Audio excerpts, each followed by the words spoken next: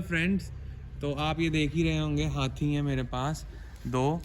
तो आज हम बात करने वाले हैं हाथी के बारे में। तो हाथी जो होता है वो बहुत शुभ माना जाता है घर में रखना, फैक्ट्री में रखना, दुकान में रखना, कमर्शियल एरियाज़ में और घर पे हाथी रखना बहुत शुभ माना जाता है।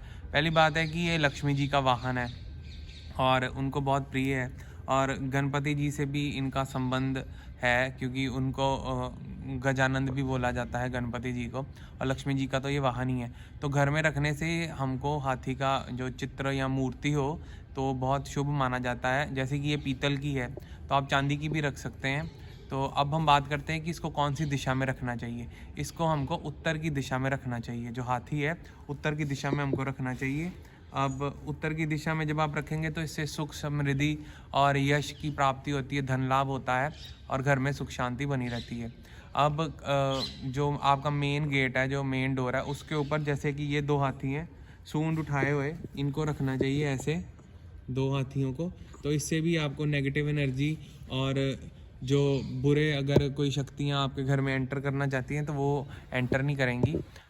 इसके साथ ही जो आपका घर है वो पॉजिटिव एनर्जी से भरा रहता है।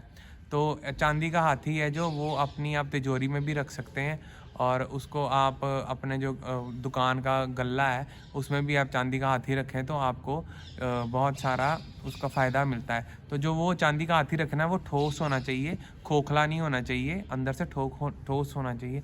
पत्थर के भी छोटे छोटे हाथी आते हैं, आप वो भी रख सकते हैं। जैसे कि ये पीतल का हाथी है तो आप ये भी रख सकते हैं। तो ये भी शुभ रहेंगे आपके। पूजा घर में रख सकते हैं जहाँ लक्ष्मी जी हों, जहाँ आपका नॉर्थ दिशा वहाँ पर नॉर्थ ईस्ट में रख सकते हैं आप।